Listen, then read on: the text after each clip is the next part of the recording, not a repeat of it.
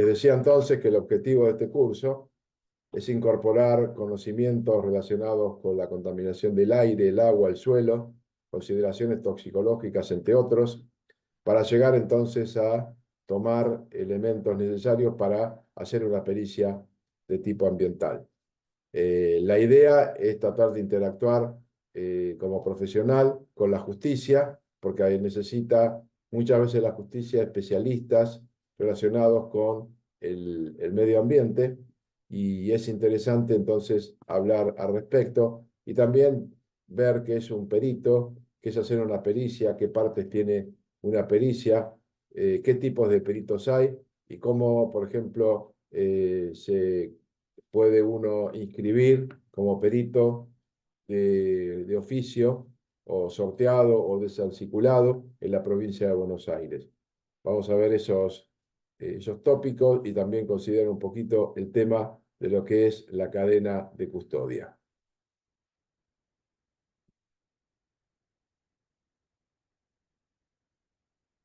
Algunos conceptos de importancia, según estamos mirando en esta diapositiva, es el concepto de testigo. El testigo, entonces, es una persona que percibe un determinado hecho, pero no lo puede explicar desde el punto de vista científico. Entonces, él ve, por ejemplo, un destello de un disparo de arma de fuego, ve llamas de un incendio, huele a un hidrocarburo, huele a pólvora, eh, escucha los disparos, etcétera, o una explosión, lo que fuera, y no lo puede describir desde el punto de vista científico cuál es el origen, por qué ocurre, cuál es la mecánica, etcétera. Lo que él hace es describir lo que percibió por sus sentidos, oído, vista, etcétera. Mientras que el perito es un profesional habilitado, tal efecto matriculado, cuya función en el proceso es de asesorar al juez cuando esos hechos hay que explicarlo y requiere de conocimientos científicos de algún arte, ciencia o industria o una actividad técnica especializada.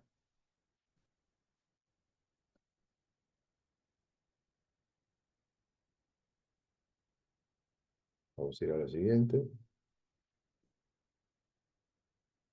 Un segundo que vamos a borrar esto que está molestando acá.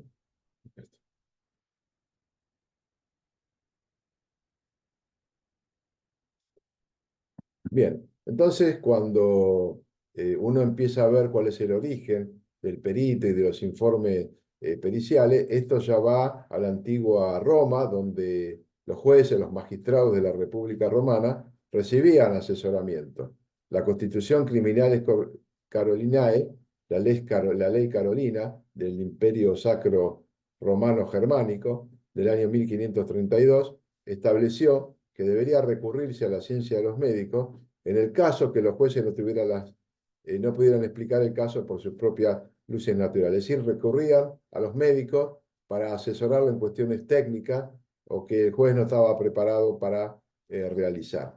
O sea que ya estamos viendo que prácticamente 500 años y más también de asesoramiento, y con la República Romana podríamos decir que casi más de 2000 años de desarrollo de esta actividad del perito o del asesor, ¿no?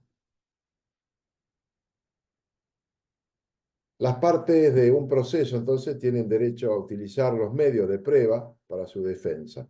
Entonces, ahora vamos a ver qué es un medio de prueba y qué tipos de medios de prueba hay. La prueba es aquello que sirve para demostrar alguna cosa o algún hecho. Permite probar algo dentro del proceso. Es decir, por ejemplo, uno dice, bueno, esta persona estaba alcoholizada, lo tengo que probar mediante el test de alcoholemia. Hay una explosión que ocurrió con el agregado de un solvente como iniciador. Entonces tengo que demostrar la presencia de ese solvente por métodos científicos. Entonces la prueba puede estar realizada, puede estar comprendida, mejor dicho, por distintas cuestiones. Una es en el lugar de los hechos, en la inspección ocular. Entonces se ve, se levanta la prueba, se levantan los indicios y se observa qué hay en ese medio. Entonces puede haber o restos de una explosión, un cadáver, un choque, etcétera, armas, proyectiles servidos, etcétera. Y se toman fotografías, se hace una planimetría del lugar, se dejan los objetos donde estaban y se calcula bien la distancia entre uno y otro para determinar la mecánica de ocurrencia. La declaración de los testigos, que es fundamental también, es otro medio de prueba. Este es el primero. El segundo, que puede ser, es el testimonial. Llaman a los testigos para que digan qué es lo que vieron. Entonces, yo escuché gritar en el tercer piso. Cuando el tercer piso estaba vacío, entonces el testimonio es falso. Y hay castigo a los que hacen una mala, que hacen un acto de mentira en un proceso. Está la documental, la prueba documental, se junta toda la documentación, ya sea alquileres de lugar, cheques, etcétera, que hacen a esta cuestión. Y todo el rastreo de documentos fundamentales para la prueba. Y por último, la prueba pericial, que es la que va a cerrar y va a demostrar que lo controvertido de los hechos, cuál es la verdad. Entonces, la persona dice, bueno, este chocó, se hace una pericia de alcohol. Se disparó, se hace una balística de los proyectiles. Hubo un incendio, se determina si se agregó algún agente iniciador, como nafta, queroseno o alguna otra sustancia. Una persona bajo los efectos de un estupefaciente, análisis de sangre y orina. Un agua contaminada, se investiga. Un agua que no tiene potabilidad desde el punto de vista bacteriológico. Examen bacteriológico completo. Entonces, estos son los medios de prueba que son importantísimos. Nosotros, en nuestro curso, vamos a centrarnos en el medio de prueba pericial y básicamente las pericias de índole ambiental.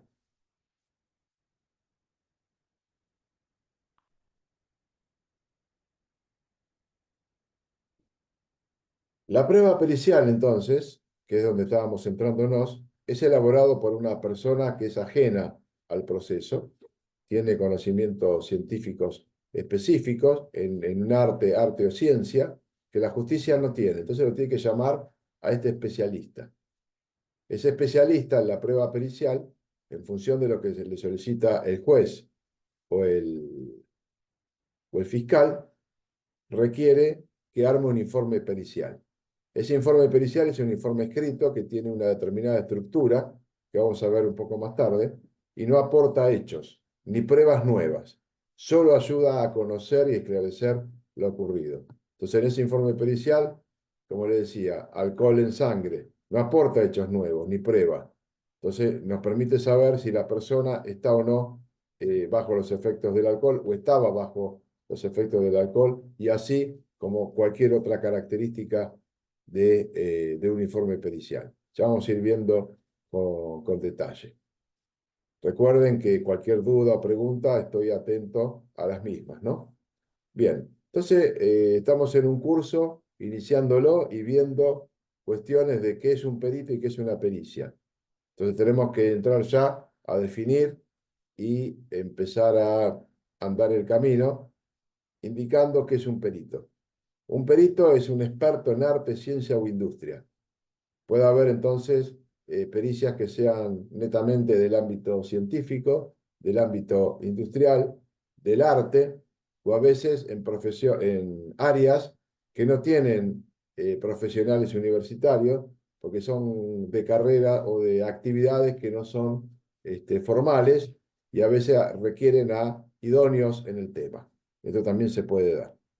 El perito o experto es un tercero, no es ni el juez ni las partes, y tiene conocimientos técnicos, científicos especializados, y toma el cargo bajo juramento. Y el perito, como tiene conocimientos técnicos, no se basa en suposiciones ni brinda su opinión personal, sino la da bajo una situación acorde a su conocimiento científico, de tal forma que pueda ser repetido por un par. Si alguien viene y toma lo que hizo ese perito y lee su informe, desde el punto de vista técnico, el procedimiento entiende absolutamente, porque está escrito en el mismo lenguaje al utilizar el mismo conocimiento científico.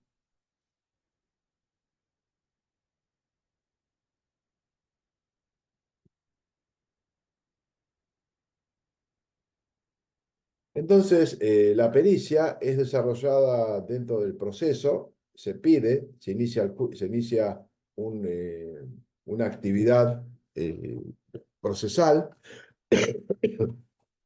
a la que se llama autos. Entonces se arma un litigio pericial y en uno de los momentos se exige la prueba procesal, está dentro de la actividad procesal la pericia, está encargada por encargo judicial y es convocado peritos especialistas mediante el cual le entregan un informe escrito al juez para dar aclaraciones y explicaciones certeras, precisas, porque ese entendimiento que aplica para esa percepción escapa a lo que es el común de la gente. Por eso un testigo tiene una determinada cualidad que es ser simplemente observador de un determinado hecho que lo percibe a través de su sentido. Pero el perito lo agrega y lo suma el conocimiento científico para explicar un hecho controvertido y tratar de encontrar la explicación y la verdad de lo ocurrido. Entonces, a veces en algunas pericias, por la multiplicidad de factores y de preguntas que se realizan en la pericia, requiere diversas disciplinas científicas y por lo tanto le da una herramienta muy valiosa a la sociedad porque permite discernir en la prueba pericial muchas veces la culpabilidad o la inocencia de una persona. O sea que tiene un hecho o un rol más que relevante. Bueno, quería saber si al momento hay alguna pregunta o alguna duda o algo que quieran consultar. Quedo atento.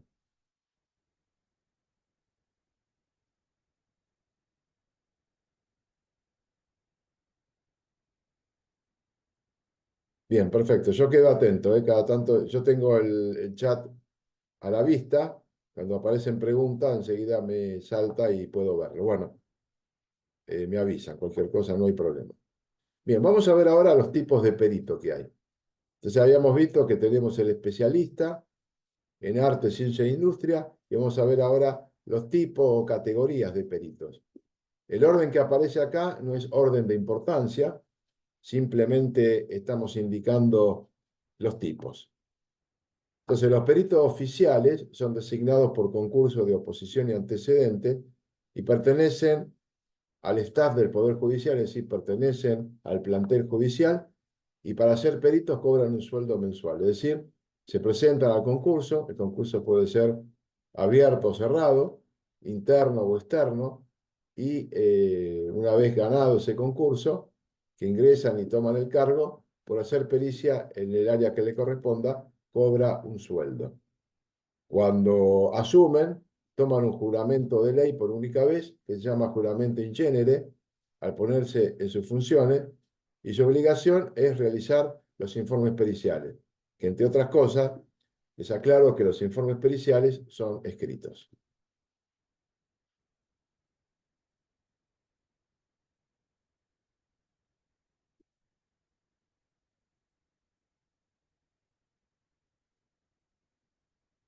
Los peritos oficiales en la provincia de Buenos Aires, aclaro algunos ejemplos, pertenecen a la Dirección General de Asesorías Periciales y existen asesorías periciales en distintos departamentos judiciales, que son 18. Por ejemplo, Morón, La Matanza, San Isidro, Loma de Zamora, La Plata, etcétera, etcétera. Entonces, juran al asumir sus cargos delante del presidente de la Corte de la provincia y los magistrados, o sea, los jueces, le podrán decir al director general de la Dirección General de Asesorías Periciales que designen un perito para determinada causa. Y a veces suele pasar de que no hay perito de esa especialidad y debe recurrirse a listas que no pertenecen a los peritos, al listado de peritos oficiales, sino a los de peritos de oficio, que ya en un momento voy a explicar qué significa. Los peritos tienen que concurrir todos los días a su despacho, tienen un horario determinado, pueden ser llamados a prestar declaración testimonial o bien participar en un juicio oral para aclarar algún informe pericial, o podrán salir a hacer tareas de campo cuando la pericia requiere actividades de tipo eh, extra, lo que es extra laboratorio o extra despacho. Por ejemplo, la pericia ambiental, es muy común que el perito salga a campo y deba tomar muestras, visitar una fábrica, etcétera, o tomar muestras en campo, muestras de aire, de agua, de suelo, y luego llevarlas al laboratorio para analizar y contestar los puntos de pericia que son solicitados por el juez. Entonces, los peritos, cada vez que van a su despacho, también pueden recibir notas de jueces o comisarías o llamadas telefónicas para aclarar ciertas cuestiones que tienen que estar atentos a dar respuesta a los requerimientos del juez o del personal policial. La otra característica, y siempre hablando en provincia de Buenos Aires, es que por un acuerdo que existe, que son de índole obligatorio, los integrantes de la asesoría pericial, es decir, los peritos, están obligados a actualizarse científico y técnicamente en sus especialidades y informar a la superioridad de toda innovación producida en la materia, para que entonces ese cambio que se haga en la materia, perdón, esa metodología o ese avance, trate de aplicarse en el medio donde el perito está desarrollando su actividad. Los peritos de la asesoría pericial lo que hacen es entregar su informe en un plazo que fija el juez, y si ese plazo no lo hace en el tiempo que les es estipulado, el perito le puede solicitar al juez ampliar ese plazo y le tiene que fundamentar las razones del pedido. Y les comento que en líneas generales, casi siempre, el juez otorga la ampliación del plazo.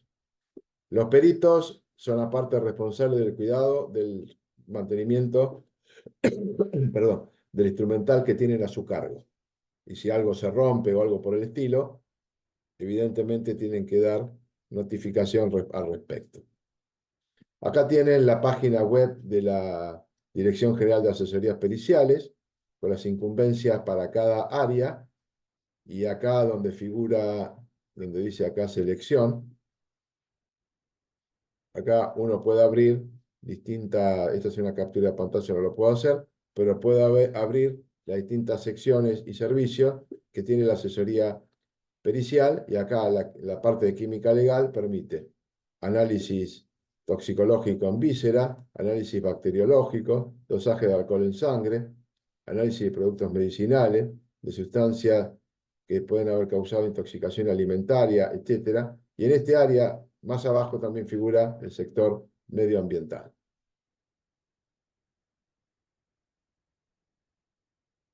Entonces, acá tenemos el área ambiental de la asesoría pericial, donde dice que en este sector se llevan a cabo peritajes relacionados con la contaminación del medio ambiente sobre muestras de agua, aire y suelo. El personal realiza tareas de campo para hacer una evaluación del lugar y a proceder a la toma de muestras para su posterior análisis. Análisis de enaguas para determinar DBO, metales, potabilidad de agua, análisis físico-químico y bacteriológico. Análisis de metales en suelos, medición de gases en aire, para hacer un dictamen, y se pueden encontrar agregados resultados de peritaje efectuados por otras entidades, estableciendo, de ser necesario, aquellos estudios tendientes para una mejor evaluación de la situación que se quiere resolver. El artículo 44 del Código de Procedimiento de la Provincia de Buenos Aires, que dice acá CPP, tiene la facultad de ordenar la pericia y la calidad habilitante. Entonces, los peritos tienen que tener título habilitante para los puntos donde deba contestar, y si la profesión no está reglamentada, se puede designar una persona que tenga los conocimientos y la práctica necesaria, es decir, un idóneo en el tema. El otro tipo de perito, aparte del perito oficial que pertenecía al staff del Poder Judicial, están los peritos de oficio o de sansiculado. Esto significa, en provincia de Buenos Aires siempre, estamos hablando del sistema ulpiano, y esto significa aquellas profesiones que no están de oficiales. Entonces, los colegios y los consejos profesionales se encargan de armar las listas según el acuerdo de la Corte número 2728. Entonces, se conforman las listas hechas por los colegios y los consejos profesionales que participan al requerimiento de los jueces. Entonces, cada año, y en particular en el mes de septiembre, los colegios y los consejos convocan a los peritos, a los profesionales, aspirantes a peritos, a que se inscriban. Se tienen que escribir, tienen que estar matriculados, tener el título habilitante, no tener sanciones y tener hecho el curso de práctica procesal, que es un curso que se dicta en distintos colegios profesionales que dura 3 meses. Entonces, la función del perito sorteado, cuando le toca el caso, es, bueno, analizar las circunstancias, hacer su informe y los honorarios, que es lo que cobraría por el desarrollo de esa pericia, son regulados por el juez. Y aceptan el cargo bajo juramento por cada pericia que toman y solamente se pueden inscribir a un departamento judicial.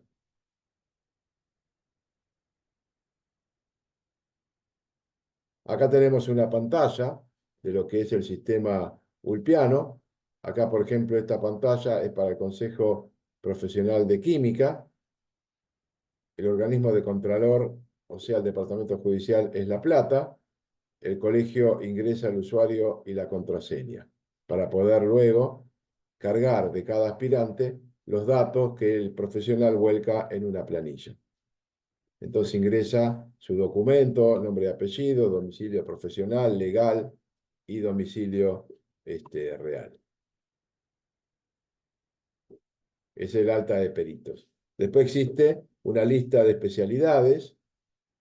Entonces, las especialidades son, en el caso del área de química, son 5 bien caracterizadas. Por ejemplo, todo lo que es análisis biológicos, en el caso que tuviera que hacer un análisis clínico de laboratorio, en sangre, por ejemplo, le tocaría este primer área. Por ejemplo, el área 252, la anteúltima, ahí iría todo lo que es área ambiental. Entonces ya tienen especialidades por grandes definiciones. Bueno, se inscriben los peritos, hay una lista de qué títulos puede relacionarse para las áreas o las especialidades que se inscriben. Las áreas de especialidades, perdón que pasé de esta muy rápido, ahí está. La lista de títulos y la lista de especialidades y los códigos postales, donde tienen fijado su domicilio legal, domicilio profesional, respectivamente. Porque el sistema le produce una circunscripción de áreas que están determinadas por el código postal. Entonces, si hay áreas que no corresponden a este departamento, no lo va a dejar inscribir. Eso es lo que significa esto. O sea, el sistema está pensado en todos los detalles. También figura código de sanciones. Si el año pasado recibió una sanción y este año no lo dejan inscribir, bueno, tiene que aparecer el motivo. Por ejemplo, no aceptó el cargo, no presentó el dictamen final a término, se inscribió 2 veces en distintos lugares, puso datos falsos cuando se inscribió, hubo audiencias y no se presentó, mal desempeño de sus funciones, no presentó el dictamen, otras causas que va a determinar el tribunal. O sea, puede haber varias causas.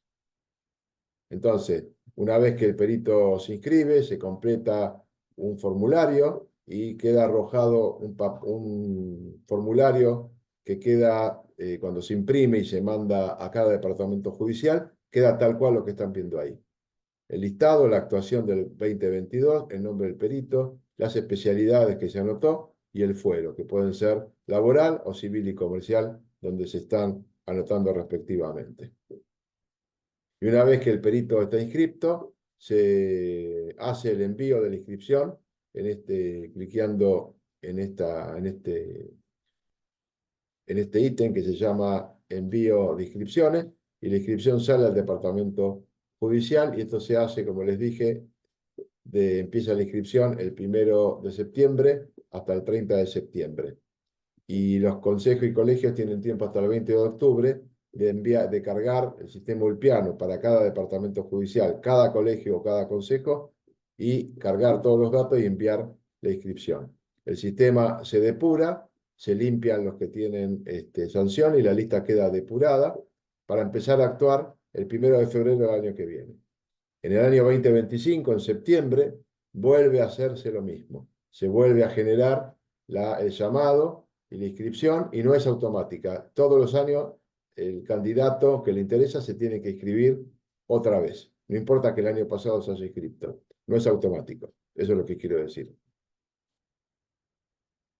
Y el perito de oficio se entera que fue nombrado. Antes de la pandemia era con un oficio, con una cédula de notificación. Hoy día se hace con un sistema de intranet, que es un sistema de notificaciones electrónico, donde recibe entonces las notificaciones de que tiene un cargo en donde fue sorteado, y que se toma el cargo correspondiente.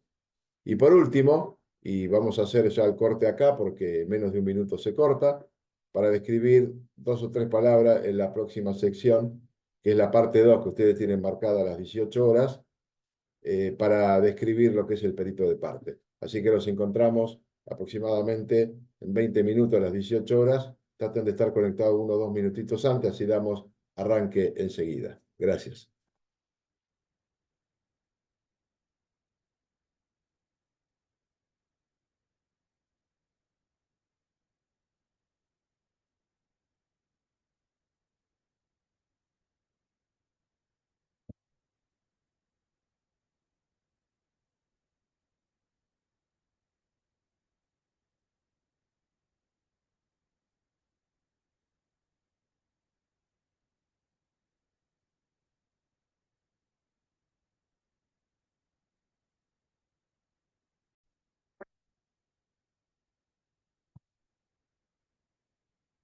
Bien, habíamos quedado entonces en los tipos de peritos, y habíamos visto los peritos oficiales, los peritos de oficio o desarticulados o sorteados, y vamos ahora con el tercer tipo de peritos, que son los peritos de parte.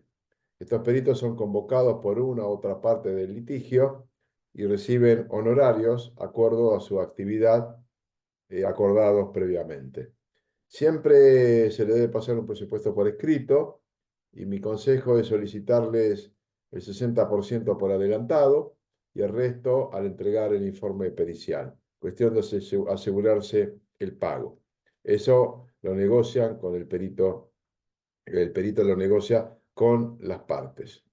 Lo que vemos ahora acá es un listado obtenido del Poder Judicial de la Nación, un listado de peritos, donde entonces uno puede ver, por ejemplo, distintas jurisdicciones, y distintas profesiones, el listado de profesionales de distintas áreas de incumbencia, donde van a encontrar el nombre y apellido, el CUIL, la calle, la localidad, el teléfono y el mail para contactarse. Mucha gente utiliza estos listados para obtener eh, algún nombre de peritos de parte, para que actúen como peritos de parte. Se les escribe por este medio, y quizá lo más conveniente es contactarse con el colegio o con los consejos profesionales del área que necesiten para requerir de ahí algún perito respectivamente. El perito entonces debe conocer su función y sus capacidades y limitaciones, tiene que documentar todo, puede utilizar referencia bibliográfica, puede asesorarse con especialistas en áreas determinadas, y que lo que importa es que el informe pericial sea totalmente imparcial y que esté fundamentado por razonamiento científico, no por el parecer del perito ni su punto de vista, sino el criterio científico. Vamos a ir a lo siguiente. Entonces el perito es designado, vamos a buscar el marcador. Esto.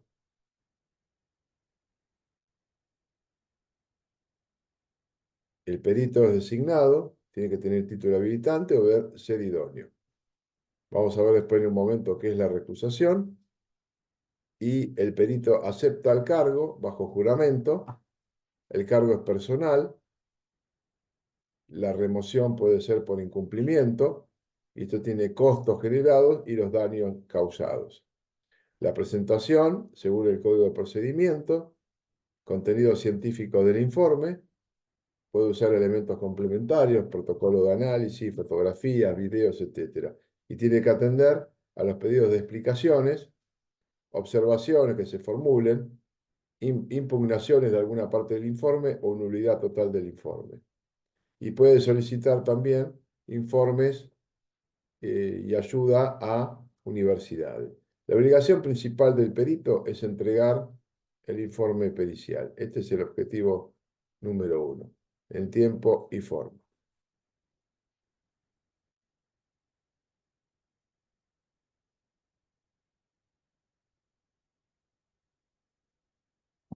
Vamos a ver ahora qué es la excusación y la recusación. La excusación es cuando en primera persona, cuando por ejemplo el perito, y ya hay más causas que le toca al juez, las conoce y él en primera persona se tiene que excusar. Por ejemplo, un perito no puede ser perito para un pariente y tampoco lo puede ser un juez que juzgue a un pariente suyo. Entonces son las mismas causas. Entonces, cuando uno dice excusación, el perito se excusa en primera persona. Y cuando son las mismas causas que decía que le toca al juez. Y cuando hablamos de recusación, es cuando un tercero, conociendo alguna de estas causas, recusa al perito o al juez.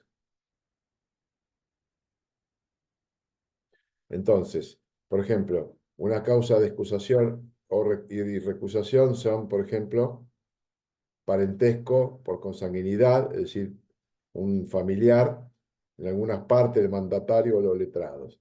Tener el juez o el perito interés en el pleito.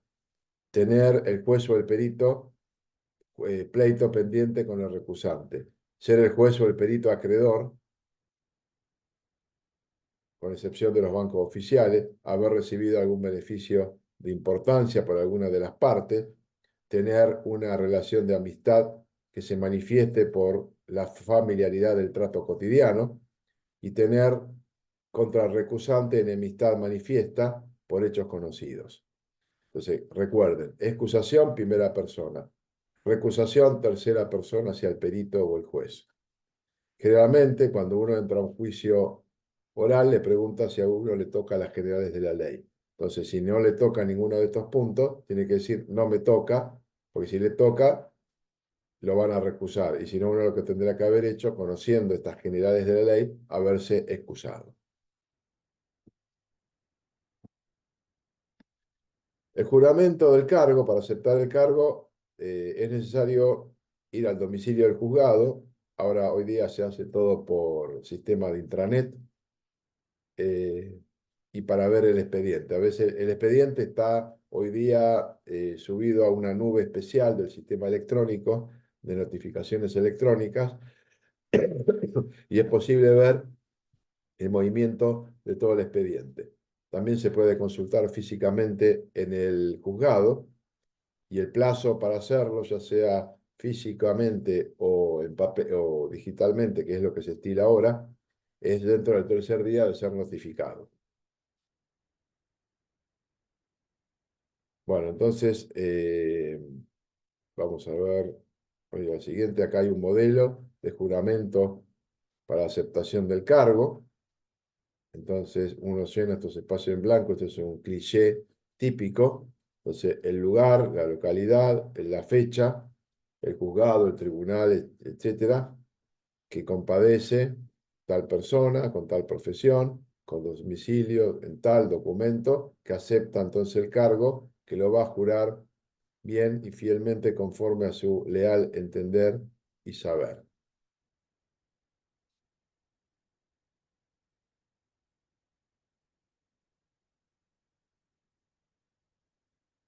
Vamos a lo siguiente. Acá. Entonces, las responsabilidades que derivan para el perito judicial es por el falso testimonio. Está contemplado en el Código de Procedimiento, le pueden dar hasta 3 años de prisión, 12 meses de multa, inhabilitación para ejercer la profesión o cargos públicos hasta 12 años. Y sin faltar sustancialmente a la verdad, omite algo o da inexactitudes o silenciando lo que conoce, una multa de 6 a 12, una multa de 6 a 12 meses de suspensión e inhabilitaciones de 6 meses a 3 años. Entonces, algunas cuestiones importantes dentro de la actividad pericial, el perito debe procurar que las cosas que va a examinar, a analizar, trate de conservarlas, de tal modo que la pericia pueda repetirse.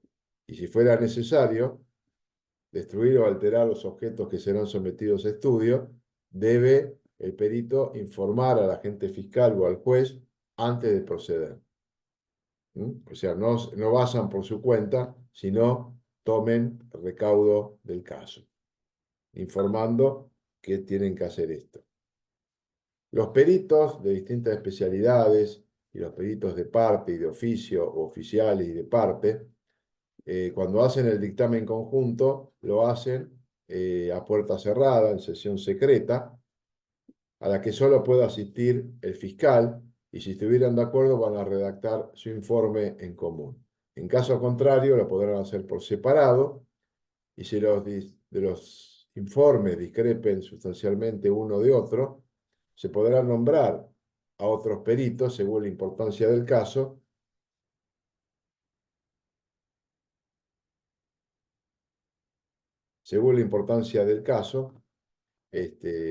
para que examinen e informen sobre su mérito, o si fuera necesario y posible, realicen otra pericia.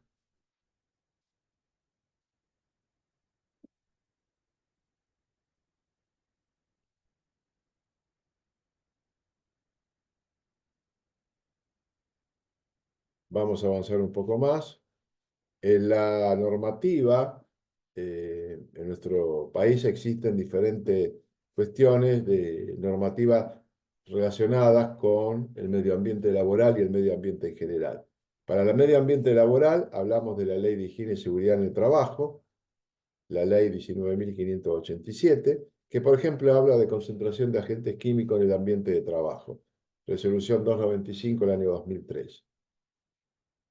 En la provincia de Buenos Aires, por ejemplo, tenemos el decreto 1074 del 18 para emisiones gaseosas. Recién lo cambié porque había un error de una cita que ya no está más. Efluentes líquidos, resolución AGOSBA 336 del 2003. Residuos peligrosos, 24.051, la ley. Definición de características de peligrosidad, si son ecotóxicos, carcinogénico, etcétera. O sea, tenemos muchos cuerpos normativos y nosotros como peritos también tenemos que conocer muchas de estas normativas para saber al momento de hacer una pericia si estamos por encima o por debajo de un valor prefijado para un contaminante en ambiente de trabajo, o en aire, en agua o en suelos. Ahí tenemos la resolución 295 del 03, por lo que les decía, las concentraciones máximas permitidas en ambiente de trabajo. Y también es importante saber el tipo de muestra que uno va a tomar. Creo que acá había una pregunta. A ver.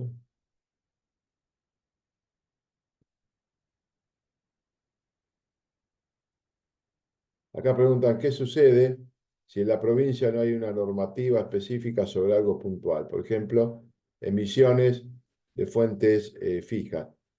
Bueno, cuando, por ejemplo, en un caso muy particular, que seguramente sucede, es que, por ejemplo, ni a nivel nacional ni provincial hay normativas sobre concentraciones de máximas permitidas en agua subterránea. Se puede recurrir a otras normativas internacionales. Por ejemplo, en el caso que mencioné, ir hacia lo que es la lista holandesa o la norma holandesa.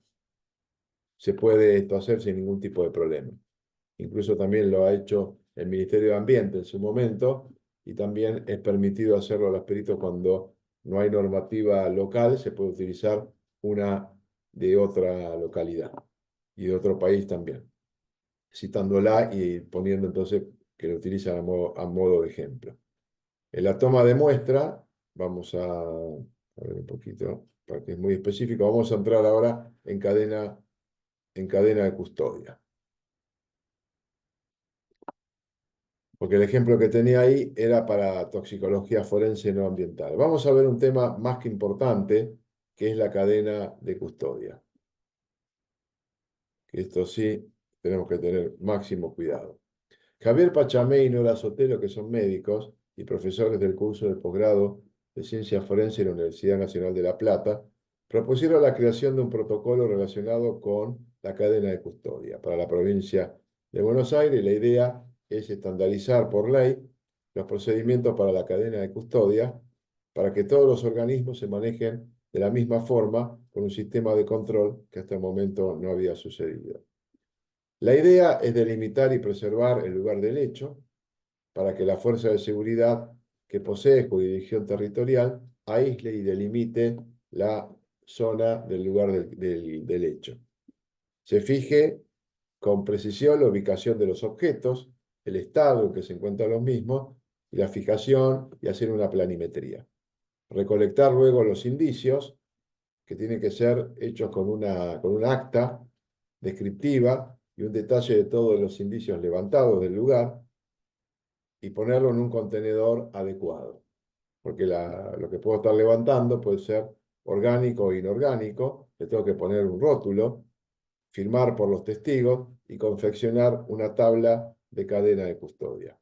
El embalaje de los indicios para que se evite su alteración o su cambio o su destrucción.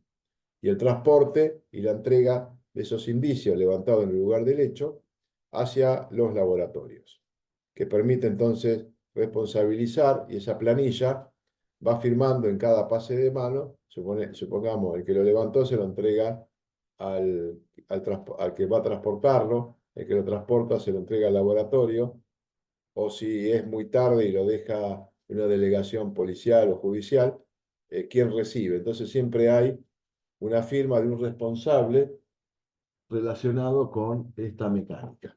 Un segundo, por favor.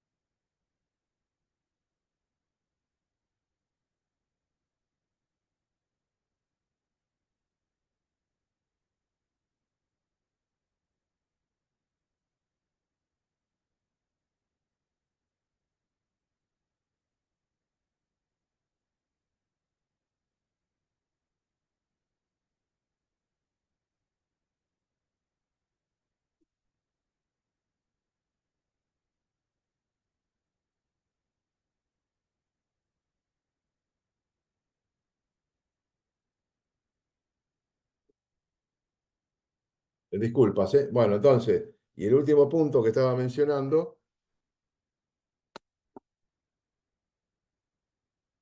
está relacionado con el transporte y la llegada al laboratorio y la firma de la documentación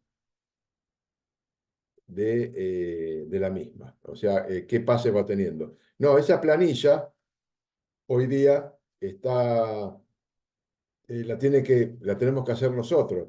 Entonces, después le voy a mostrar algún ejemplo de planilla que uno va llenando y dice, bueno, a ver, ¿cuál es el objeto?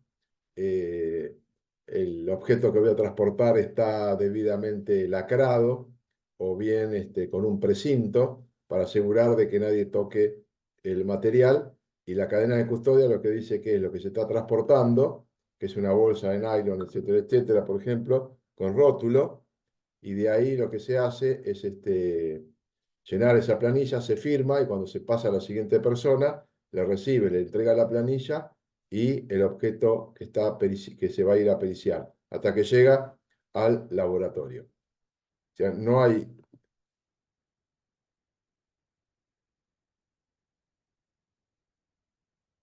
la cadena de custodia se inicia, por ejemplo, hay un hecho delictivo, supongamos un choque.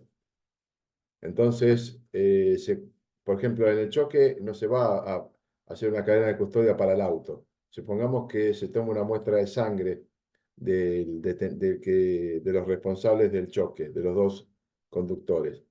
La muestra esa de sangre, si es que no se sopla una pipeta, la muestra de sangre se obtiene en el hospital, se identifican los recipientes, se toman las muestras, se identifican correctamente, se colocan en, en una heladera, las muestras son precintadas previamente y se llevan luego al laboratorio y se llena una planilla. Si eso fuera la asesoría pericial y lo recibe el perito no confeccionó ninguna cadena de custodia. Quienes tomaron la muestra son los responsables de hacer la cadena de custodia. O sea, el propio proceso judicial y policial genera una cadena de custodia. Ya es una actividad per se que se hace siempre. No es que la haga el perito. El perito cuando recepciona el material para periciar tiene que exigir y tiene que estar presente la cadena de custodia. Las muestras ambientales exactamente lo mismo. Entonces, supongamos que uno va a hacer una pericia como perito de parte, toma muestras de agua y de suelo. Entonces, toma los recipientes adecuados, ya vamos a charlar la clase que viene de eso, del tipo de muestreo que se hace, y se lleva la muestra al laboratorio. Pero ni bien la estoy terminando de tomar, y terminé de tomar todas las muestras, las identifico una por una correctamente, le agrego, por ejemplo, una bolsa, le pongo un precinto, la firmo, la identifico y le hago una cadena de custodia. Cuando la entrego en el laboratorio, si es el punto de recorrido final, la entrego y ahí el laboratorio me firma la recepción de ese material y se queda con la cadena de custodia. Entonces, al día siguiente o cuando se abra y vengan las partes van a exigir que esté la cadena de custodia.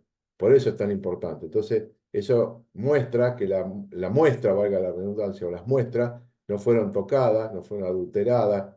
Entonces, eso le da garantía a el procedimiento de que nadie tocó entre medio, de que se tomó hasta llegó al laboratorio a las muestras. No sé si contesta eso para Nicolás Maugeri, que estaba haciendo una pregunta de la cadena de custodia.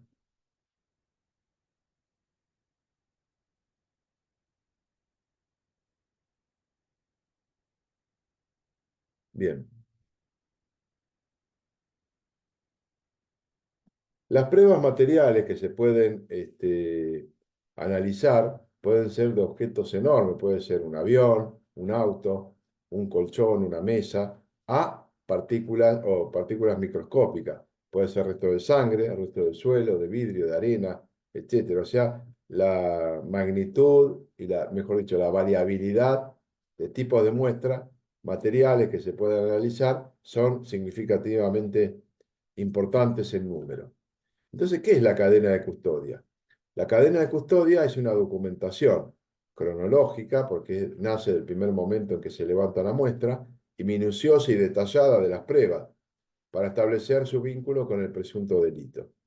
¿Para qué se hace? Para poder garantizar la trazabilidad donde está la muestra en cada minuto y la continuidad de las pruebas desde que es tomada hasta que llega al tribunal y en particular cuando llega al laboratorio. La cadena de custodia es un procedimiento, visto de otro punto de vista, definitorio, de control que se aplica al indicio material encontrado en el delito, desde su localización por parte de la autoridad, de una autoridad, hasta que ha sido valorado por los órganos de administrar justicia y que deja de ser útil al proceso, y que tiene como fin de que no se vicie el manejo que de él se haga para evitar qué cosa, que no haya alteraciones, que pueden ser alteraciones exprofesas, dolosas, daños, cambios o sustitución, contaminación accidental, destrucción o cualquier otra acción que varíe su significado original. Yo les puedo asegurar que por la cantidad de gente que hay trabajando en una pericia, es imposible que la cadena de custodia no refleje o no se cumpla rajatabla, porque donde hay alguien que tuerce la dirección de una prueba a no respetar la cadena de custodia, va a quedar en evidencia. Y en cada momento se va a saber quién es el responsable entre un tramo y el otro. La cadena de custodia entonces se basa en el principio de mismidad, que garantiza que los elementos que representan como prueba son exactamente los mismos que se recolectaron en el lugar de los hechos. La misma impide la pérdida, destrucción, alteración o cualquier otra maniobra irregular, ya que cada interviniente es responsable mientras lo tenga en su poder.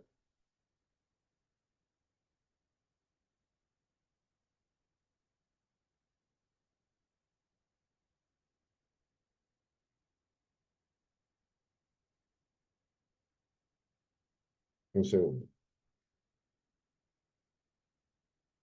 ¿Preguntas? Queda atento si hay alguna pregunta mientras.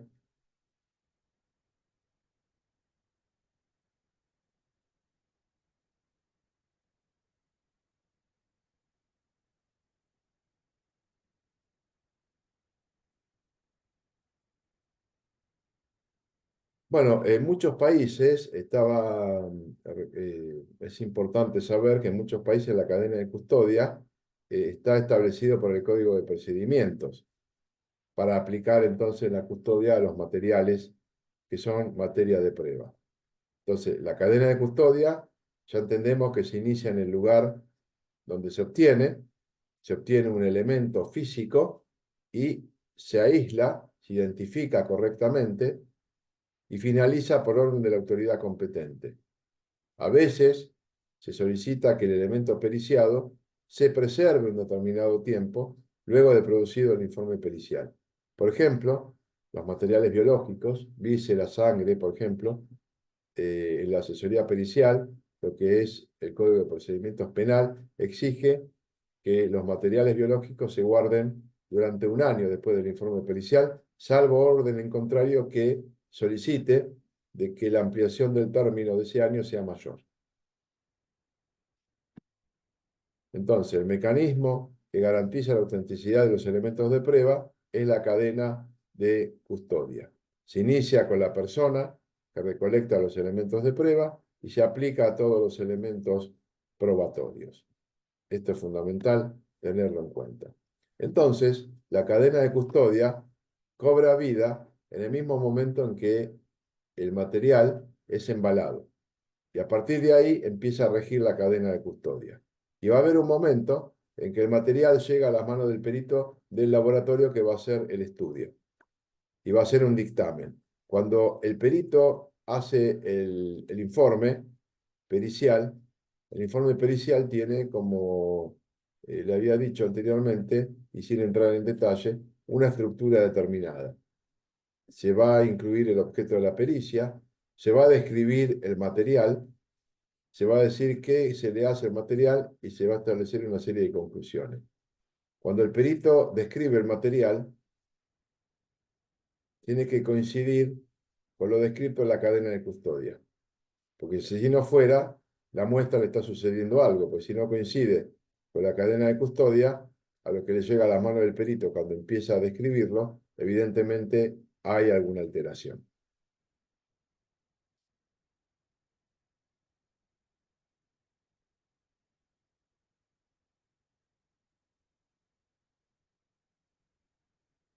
Entonces,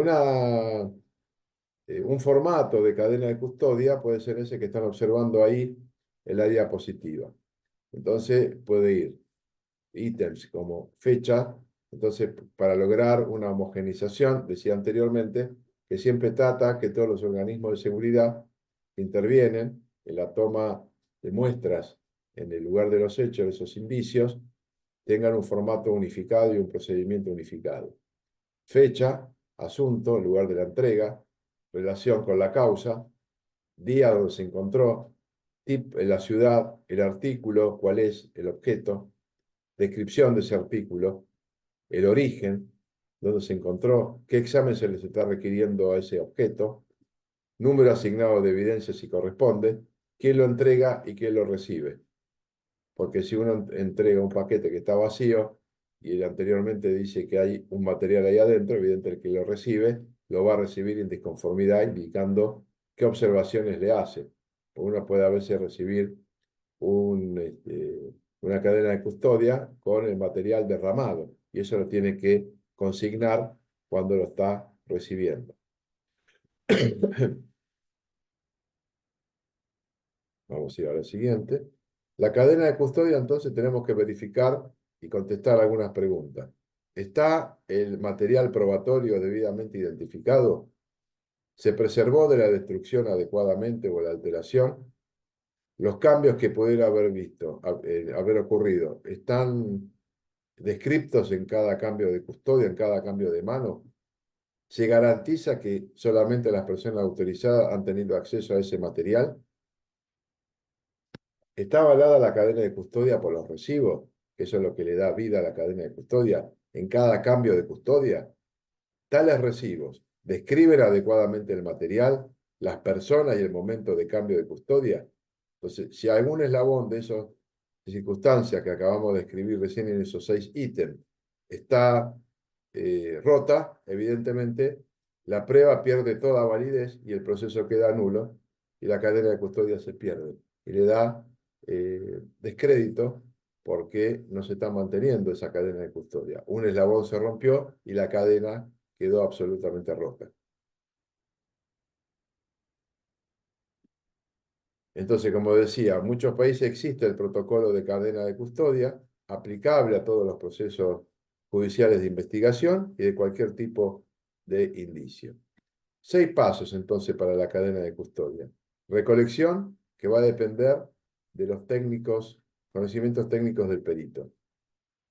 La muestra hay que depositarla en un contenedor adecuado, ya sea la muestra orgánica o inorgánica. A veces la muestra requiere conservantes, como el caso de fluentes industriales. En el caso de sustancias biológicas requiere frío. En el caso de sangre requiere el agregado de un anticoagulante. Requiere siempre, en todos los casos, un rotulado, firma de testigo y confección de una planilla de cadena de custodia. En el embalaje, para evitar la alteración, la contaminación o la destrucción, que tiene por la manipulación a la que será sometida la muestra de todos sus pasos o por condiciones externas, el envase va a estar integrado por el empaque, el sellado y el etiquetado o rótulo que lo va a identificar correctamente. El transporte, diciendo entonces cuándo ingresó, qué tratamiento, las fechas que ha tenido para el transporte, el análisis cuando llega al laboratorio, eh, ver entonces que coincida el contenido descrito en la cadena de custodia con el informe pericial. Y aquí es evidente que el nexo entre el peritaje forense y la cadena de custodia es más que fundamental para que nos garantice la mismidad del producto que estamos analizando de que se tomó hasta que se abre y se empieza el análisis en el laboratorio. Creo que acá había alguna pregunta. Un segundo.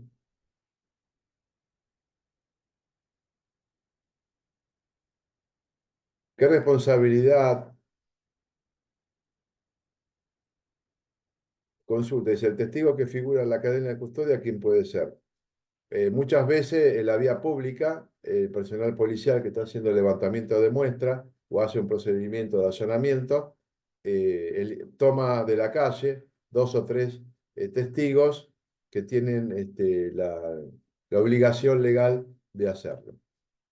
Entonces, capaz que uno está caminando en la calle, está haciendo su trabajo, volviendo, hay un hecho, dice, usted tiene que ser testigo, porque justo pasó por ahí y tiene la obligación legal y no se puede negar. Después la responsabilidad, otra pregunta legal que tienen los integrantes de la cadena de custodia si se altera la prueba por algún motivo. Y esos son totalmente investigados y le puede tocar penas que van a variar según la gravedad del hecho, y eso lo va a determinar el juez en la causa, que va a ir por una vía paralela, porque a veces en un proceso se puede truncar totalmente si la muestra se pierde. Entonces, se está haciendo un daño terrible a la causa y a veces no se puede terminar una causa, y esto hace entonces que el juez determine cuál es la pena en esa alteración de la cadena de custodia. El otro punto de la cadena de custodia es el almacenamiento de las muestras desde que se tomó hasta el momento de su análisis, y también las contramuestras. La contramuestra es lo que siempre se toma en paralelo con la muestra, pues hay que repetir algún tipo de análisis. Y la devolución o la destrucción de los indicios, qué destino se le va a dar a ese material probatorio. A veces puede formar parte del Estado, por ejemplo, un auto de alta gama, muchas veces termina como patrimonio del Estado, siendo un auto que puede pertenecer luego a el personal policial, o deberá ser destruido, caso que hay que comunicar y autoriza únicamente la autoridad judicial competente.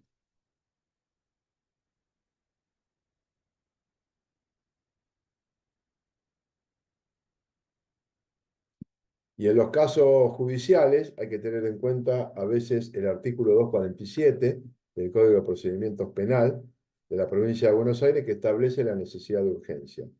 Porque a veces hay parámetros que hay que analizar y que uno no puede esperar mucho tiempo. Por ejemplo, un análisis bacteriológico. No puede comunicar y decir, dentro de 10 días vamos a hacer el estudio bacteriológico de la muestra tomada ayer, porque no es viable, porque esa muestra hay que analizarla a más tardar al día siguiente. Entonces uno, cuando toma la muestra, puede convocar la necesidad de urgencia, y ya en el mismo procedimiento de toma de muestra, a las partes que fueron le dicen: mañana hacemos el análisis en tal lugar y a tal hora. Eso por la necesidad de urgencia. Bien, está faltando 1 minuto y monedas. Vamos a ver la próxima diapositiva, cómo está conformado el informe pericial. Entonces, el informe pericial, según el Código de Procedimiento, el artículo 250 del Código de Procedimientos Penal, tiene descripción de las personas, lugares o cosas, en las condiciones que lo halló. Una relación detallada de de los resultados obtenidos, y las conclusiones que formulen los peritos conforme a los principios de su ciencia, arte o técnica, y finalmente la fecha y lugar donde se hicieron las operaciones.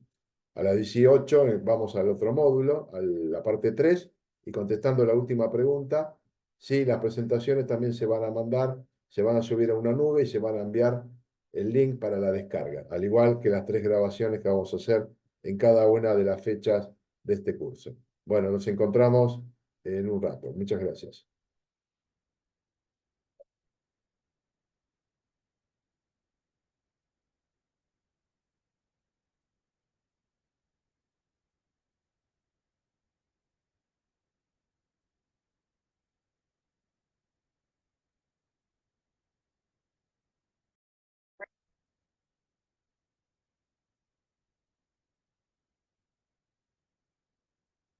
Bueno, vamos a entonces continuar con esta parte 3. Ya estamos grabando del curso, parte 1, peritos y pericias. Vamos a ver entonces los puntos que tiene el informe pericial, y como decíamos anteriormente, el informe no va a reflejar la opinión del perito, sino lo realiza a través de un análisis técnico, y está respaldado por datos de tipo objetivo. El perito tiene que mantener independencia de criterio y no tiene que tener posiciones de interés. Bueno, antiguamente, cuando el informe se entregaba escrito en papel, no tenía que tener ni borrones ni tachadura, y todo se hace digital.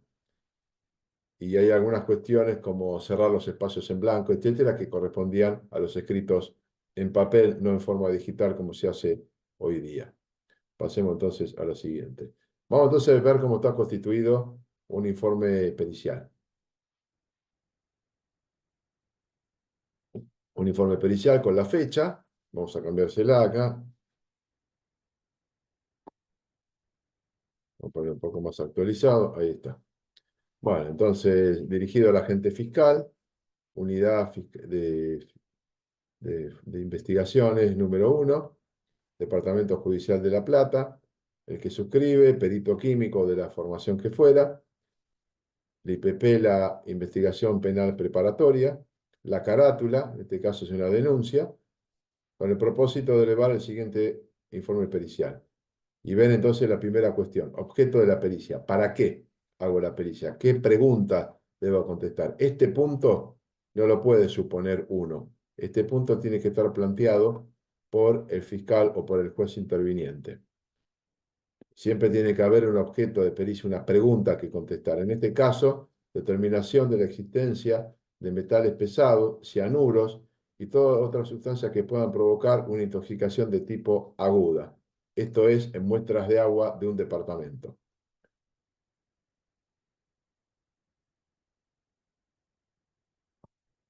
Un segundo.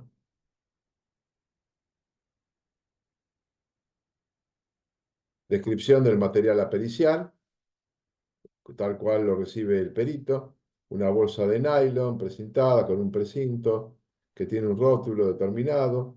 Estudio de metales pesados. Bueno, y ahí se hace toda la descripción del material que recibe el perito. Luego, las determinaciones efectuadas,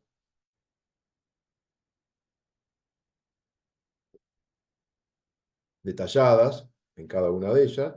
Se le hace la determinación de arsénico, plomo y zinc por absorción atómica. Se toma el pH y las conclusiones. Los guarismos obtenidos para ambas muestras, para los análisis practicados, presentan niveles dentro de parámetros normados por el Código Alimentario Argentino, capítulo 12, artículo 982, modificación de 2007, que es de agua potable. Solamente el arsénico ostenta guarismos superados respecto de la normativa aludida, pero el suscripto desconoce qué valores devienen del suministro de la red de provisión. Y se adjuntan 3 fotografías de los efectos remitidos como sus precintos, como para garantizar o cubrir los aspectos necesarios de la cadena de custodia. Entonces, ese es más o menos el perfil que tiene un informe pericial, es decir, 4 patas para el informe pericial. Objeto de la pericia, descripción del material, determinaciones efectuadas y conclusiones como cuarta pata. Entonces acá tenemos los efectos que se recibieron. Fíjense en que el precinto, en la fotografía, el precinto atraviesa la bolsa, porque si uno lo que haría pone toda la bolsa acá adentro, el precinto se puede sacar por simple deslizamiento. Si yo quiero separar en esta condición el precinto de la bolsa, se va a romper. Entonces ahí ya estoy notando una acción de adulteración de la misma, potencial adulteración. Bueno, detalles del precinto. Otra fotografía del detalle del precinto. Vamos a ir a otra cuestión ahora.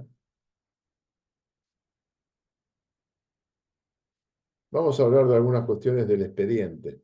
Entonces, cuando uno va a un juzgado o un tribunal, va a ver que hay un expediente que es donde se aloja todo el desarrollo del proceso en escrito. Tiene una tapa llamada carátula y tiene el nombre de las partes.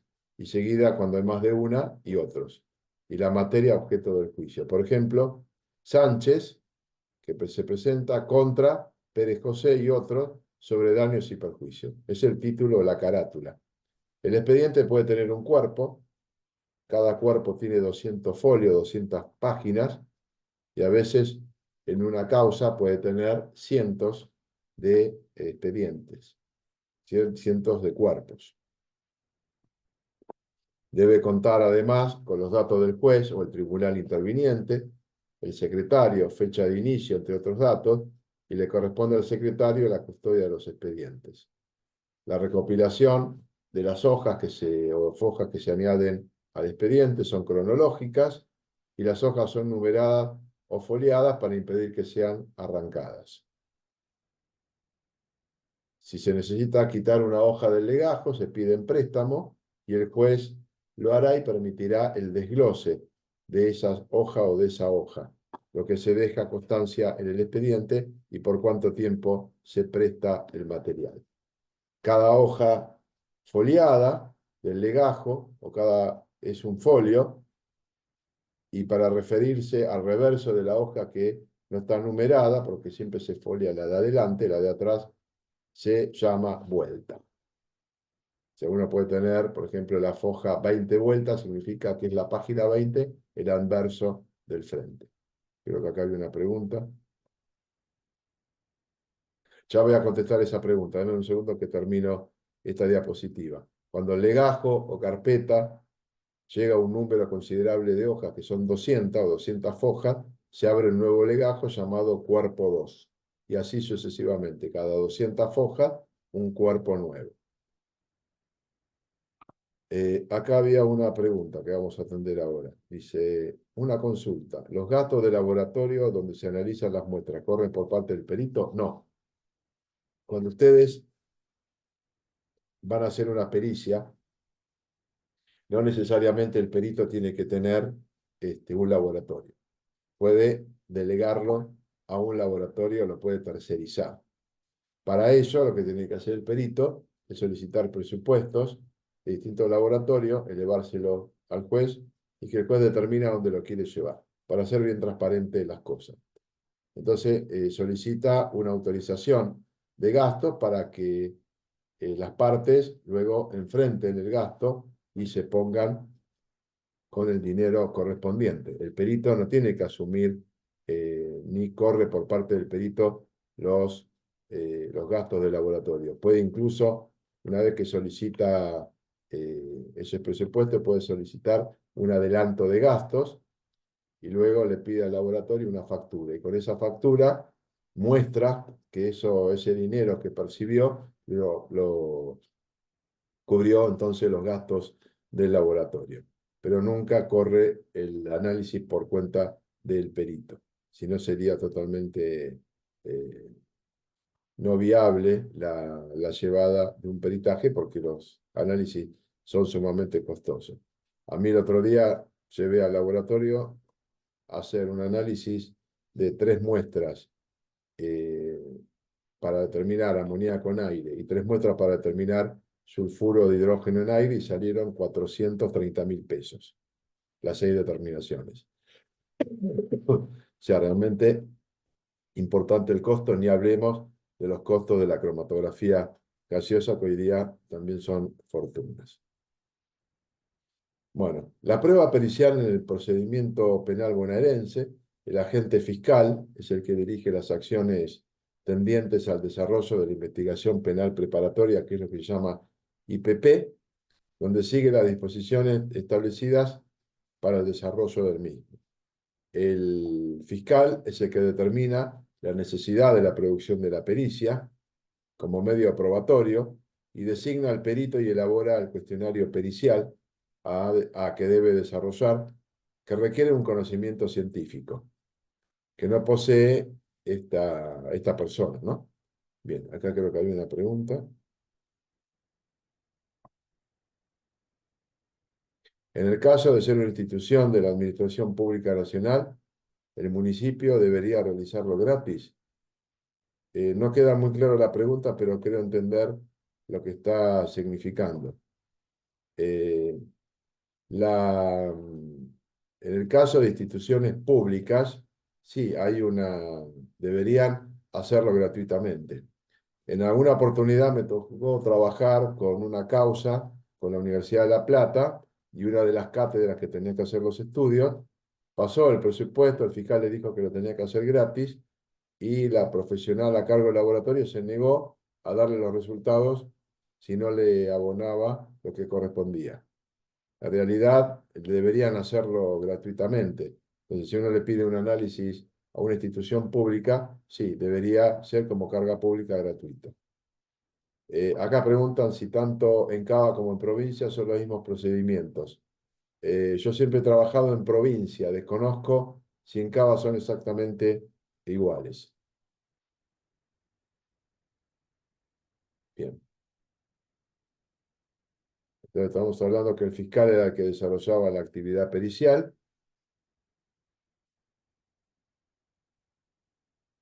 Bueno, el agente fiscal dirige la instrucción y dice el agente fiscal en uno de los códigos de procedimiento, un artículo dice el agente fiscal va a dirigir la pericia, formula las cuestiones a dilucidar, fija el plazo y asistirá a las operaciones. Y el único que puede asistir a la pericia, toma de muestra, etcétera, etcétera, incluso hasta el debate en secreto de los peritos, es el fiscal.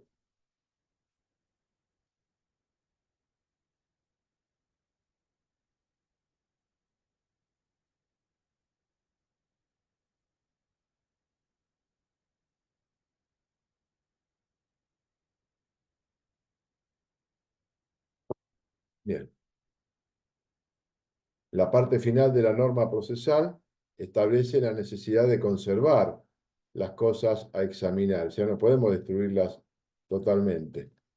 Entonces, si hay una prueba pericial, se procura conservarlas de modo que la pericia pueda repetirse. Tengan en cuenta esto, que es muy importante a tener en cuenta, la conservación de las cosas. Y si fuera necesario, como dije anteriormente, alterar o destruir totalmente el material, debe informarse al fiscal antes de proceder a tocar absolutamente nada.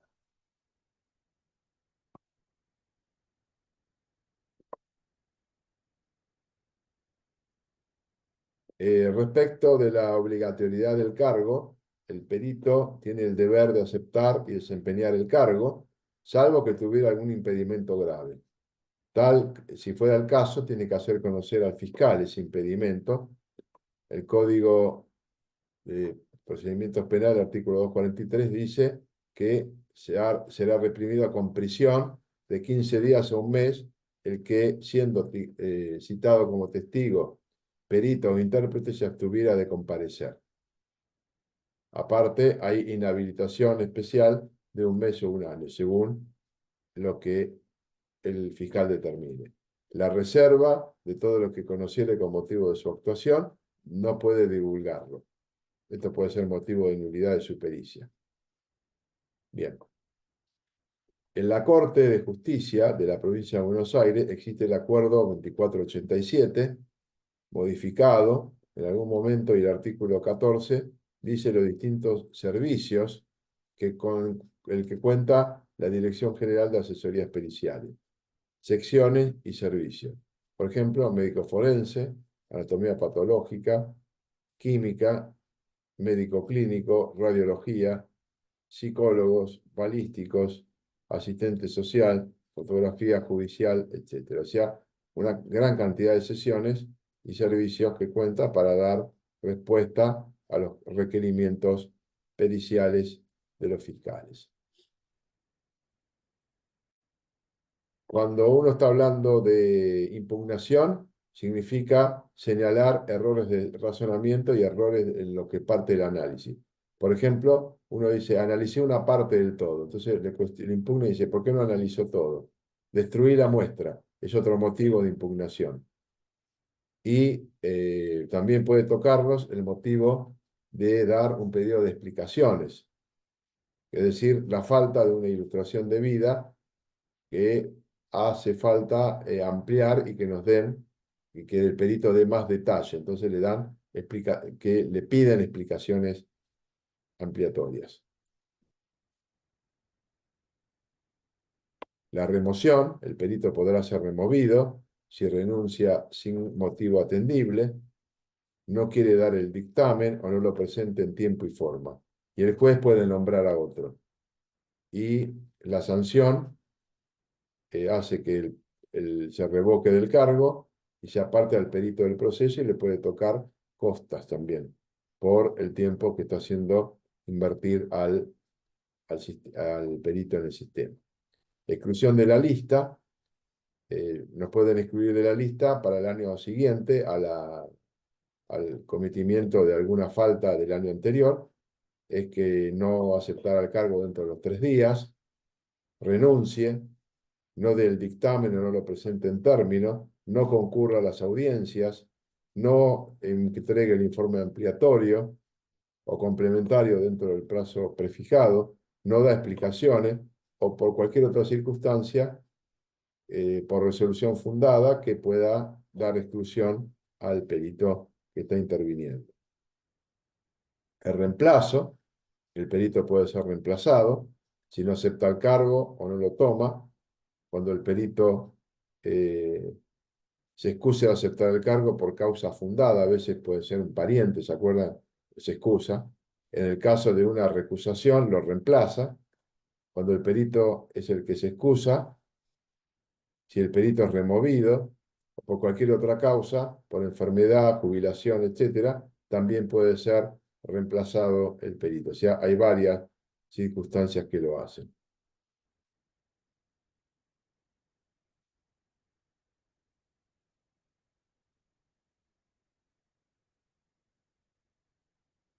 Bueno, Mayra Cruces, bienvenida. No, no pasé lista todavía.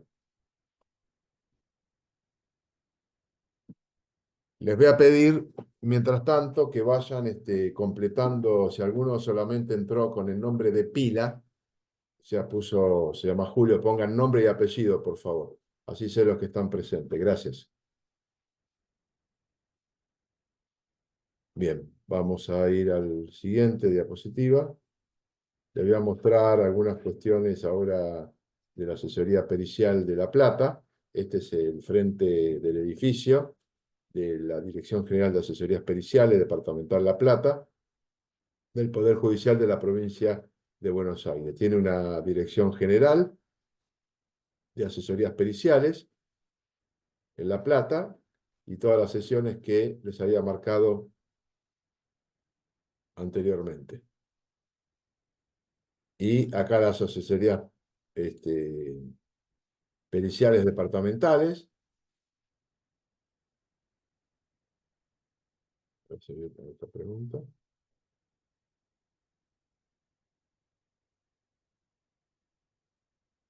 Bien, bien. Vamos a ir a la siguiente. Hay un director general y tiene asesores técnicos en distintas áreas y un subdirector también que asiste.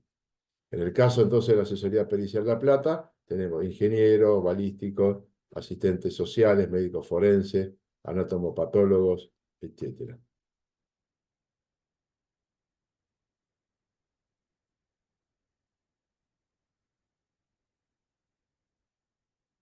Vamos a ir un poco más adelante. Acá les muestro algunas fotografías de la asesoría pericial La Plata,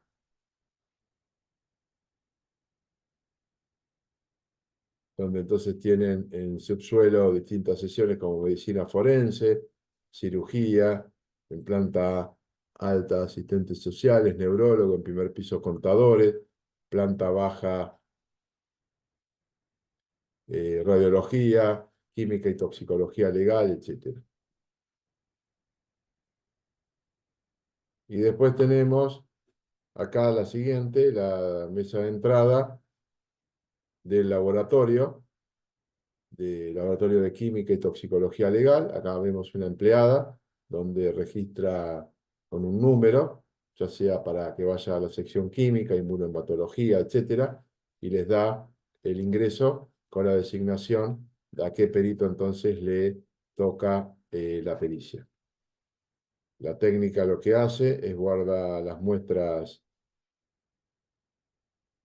en la heladera, manteniendo en condiciones adecuadas de temperatura, y luego los técnicos de cada perito toman el material y lo guardan en una heladera bajo llave para asignarle luego fecha y día de inicio de la pericia.